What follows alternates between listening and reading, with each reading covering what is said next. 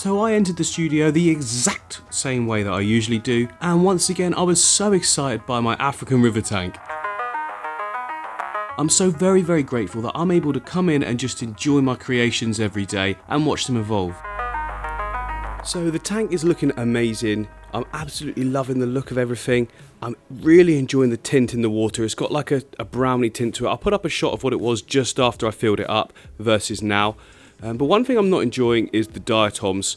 Now we're past the point of cleaning. They're dead basically. They just need to be sort of eaten off. So we need to get the cleanup crew to do that. I mean, I can go around obviously and try and do each individual leaf. But why? When we've got little awesome fish that will do it for us. Look at how good the crebensis is. I'm seeing him all the time. Look at him seeing off the fish. Come on, leave him alone. Let's all just get along.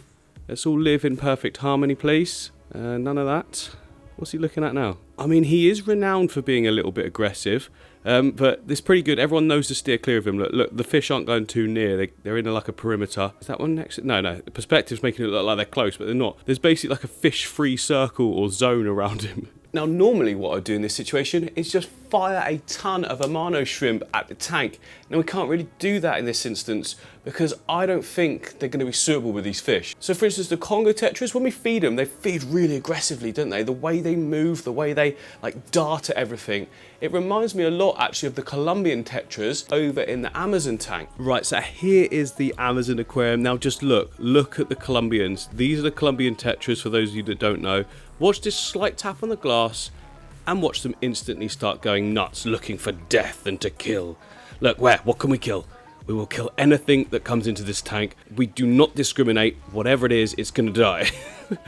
So watch this. I'll just put some food in at the top in a different way. I usually put it in the power head so it goes everywhere. I'm going to put it in the top because I want to show you how aggressively they feed. Right, you ready for this? I'm going to tap again so they know. Tap, tap, tap. It's coming, guys. It's coming. Right, you ready? Watch this.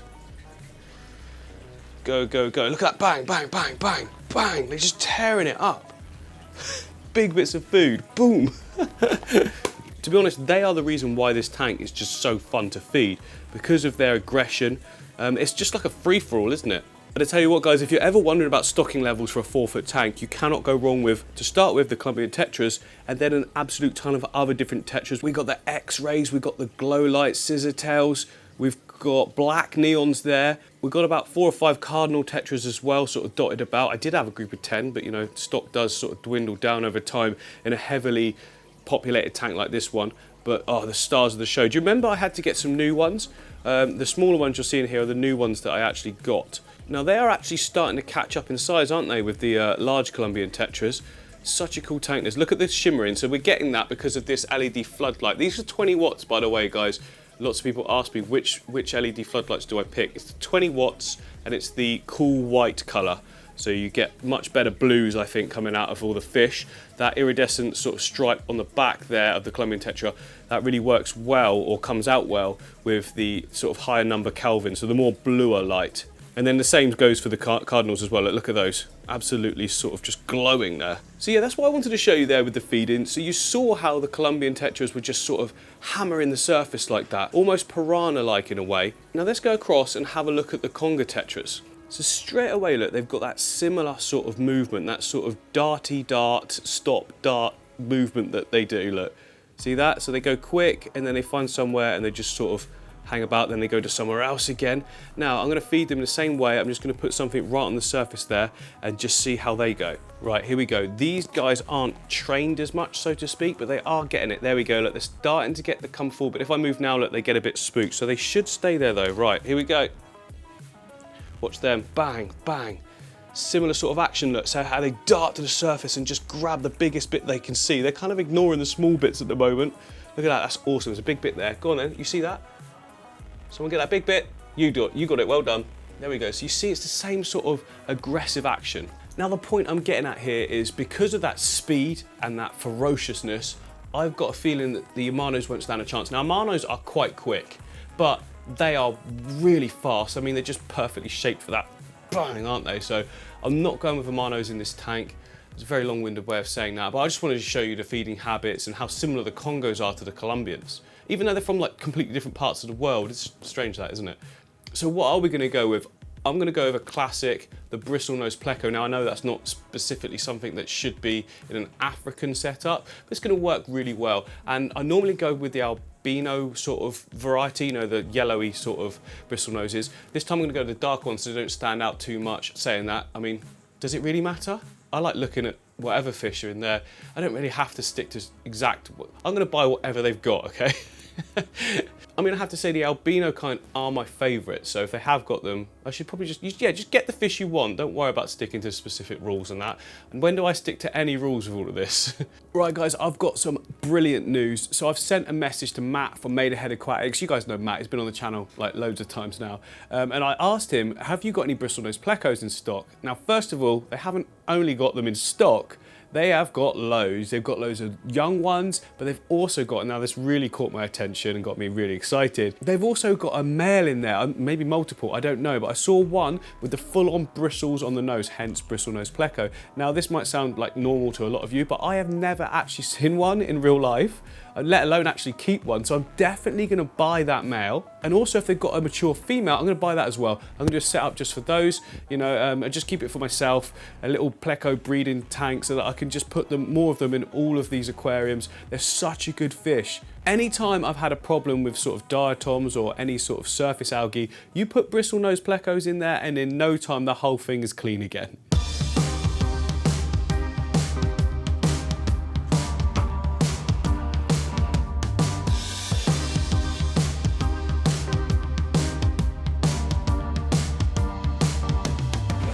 So Matt, you've got some bristlenose for me, yeah? Yep, we've got some smalls, and we've also got some large. If you're after big ones, we can do males and females. Okay, right. So since you sent me the photo, I've actually decided to, well, I would like, please, to do a large male. Yep. And a large female. I've never had a male and I've never seen a male. Nice. So this is awesome. Yeah. So. Whoa! Yeah. As their name suggests, bristlenose catfish. That is so cool. So yeah, we've got a couple of males in this tank, a couple of Whoa, females I didn't see as well. them. They're right and then, there. yeah, we've got some bigger ones up on the top, so we can definitely pick out a nice pair. Okay, so this is females up here, That's yeah? a female up there, yeah, so you can see no bristles on the front of her face. Yeah, and then we've got the smaller ones. Yep, we've got some little ins in here. Oh, you've got loads in? Yep. This is sweet. See, what? I've never seen them, and then all of a sudden they're here. Yeah, just when they become available. Look at that, and that's what we're talking about there, those bristles, look. That is so cool. Little thing wagging, I'm recording that. He's happy. Are you happy to see me? He's smiling as well, look. Look at all these Bolivian Rams, look, in there with the, what are they, Whitefin bentosi tetra. Whitefin bentosi, I mean, at the moment, it's these guys are getting all the limelight. Come on away, let's have a look. There we go, look at that. Beauties. Some nice fishing. Look down here, look at these golden nuggets. They're moving around. Look at that. They're a good size as well. For like a good starting size, aren't they, for someone, you know? Not too big. Not too big, but also not so small you're not going to notice them. Unless they just hide like mine did. So Matt, what's this you put in here with them as food? That was some papaya that they had yesterday. Ah. So yeah, we just mix up a few different vegetables and fruits and things every now and again in here.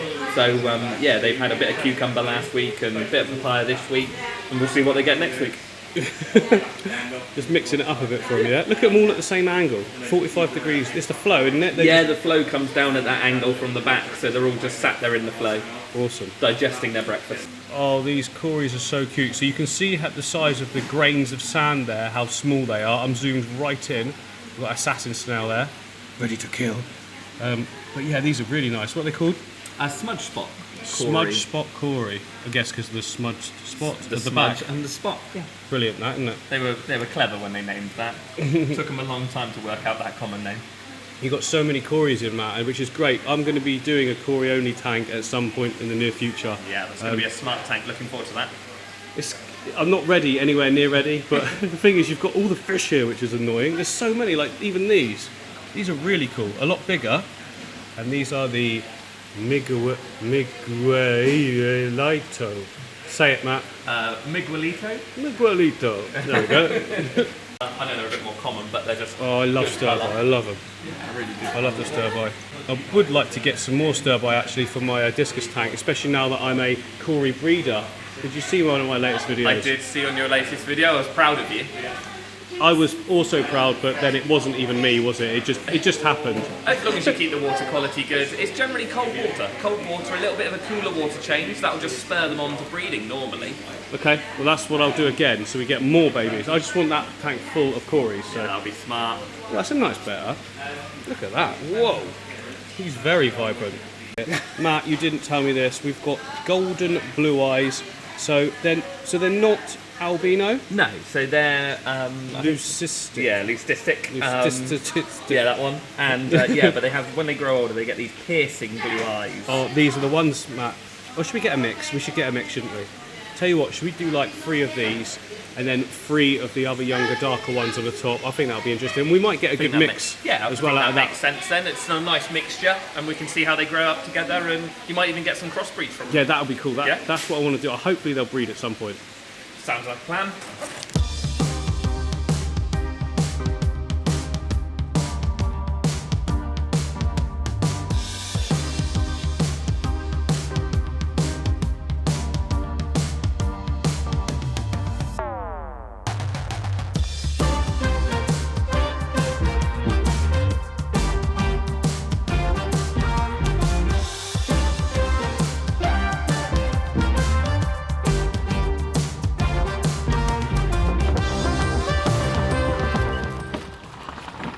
Right, we've got the fish.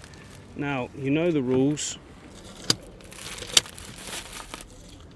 Safety first. We're back here, we're ready to go. Ow, this is tight.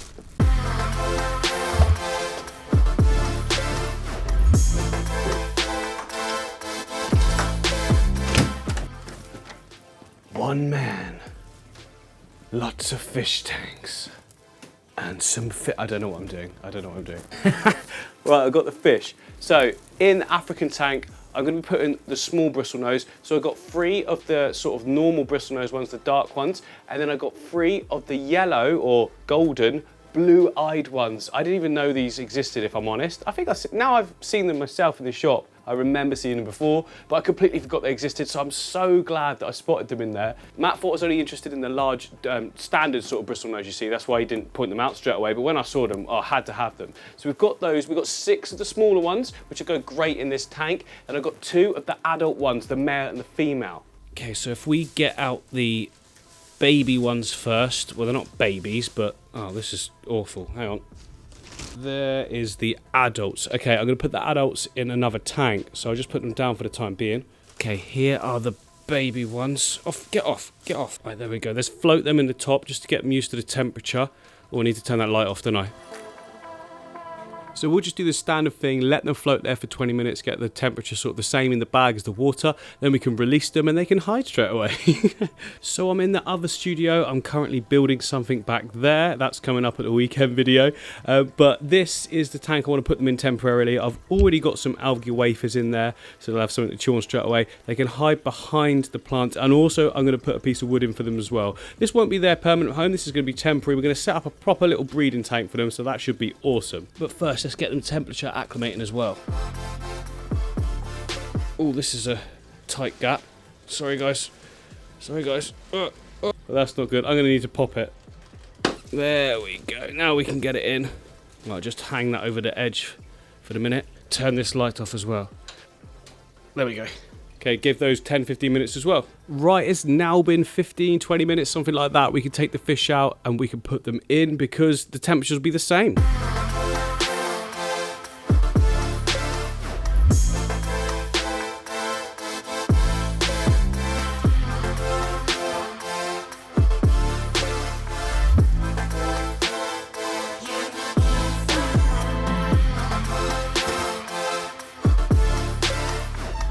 This is exciting. Now, I don't think they're going to hide straight away. Hopefully not. Oh, there we go. And okay, we're out. That's all of them. They're in. And of course, I was completely wrong, and they've pretty much hidden straight away. Although saying that, I can see one there. I can see one just in the background. There he goes. Oh, they're moving. This is good. This is cool. Okay, they're going to really stand out. I'm going to love seeing these golden blue-eyed ones. Oh, it's going to be great. Apparently there's a long-finned version of these as well that would look so, so good. Maybe that's one that I can hunt down on the internet or something, or try and see if I can get Matt to get some special ones like that delivered as well. I'm personally not a massive fan of plecos in general. I just I'm not into them. Maybe it's because I haven't had the right setups to be able to sort of view them. You know, that whole pyramid of tubes and whatnot, and then taking a torch and shining it in and just getting that sort of interesting view of it. Maybe I haven't done that. I can't appreciate them. But one thing I do love is the Bristlenose, which aren't exactly plecos, but they're sort of similar family, aren't they? Close enough anyway. And what I love about the Bristlenose is not only are they beautiful to look at, they just do such a good job of cleaning everything. Now, hopefully, I'm going to come back in the morning and all of these plants will be clean. How awesome would that be? Okay, maybe not tomorrow, but we'll give them a week or so, and I bet everything in this tank will be clean, especially with 6 of them in there working constantly around the clock and eating. But what about these guys? Right, let's get them into their temporary home as well.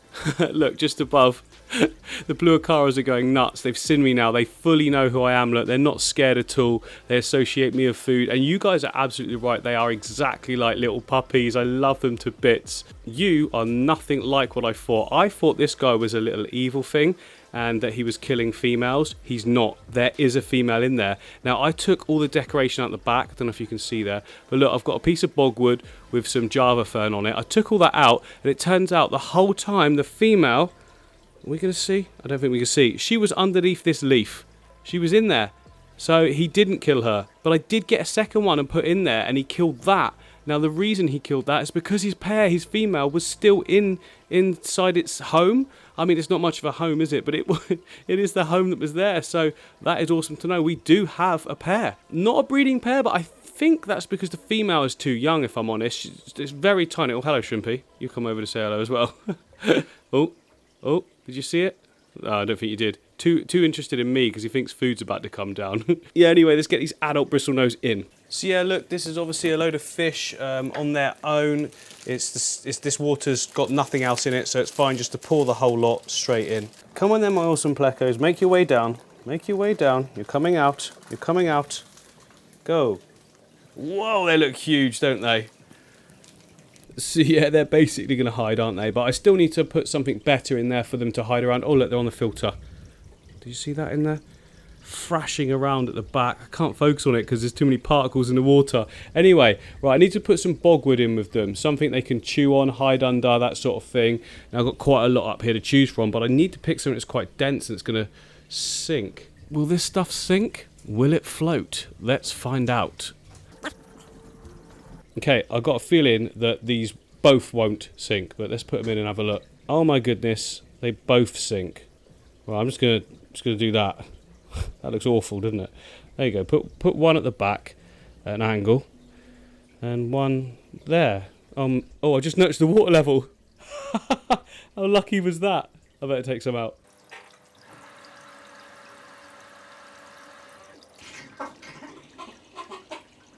There we go, that's a more suitable level. And look, straight away, our male has come right into the foreground.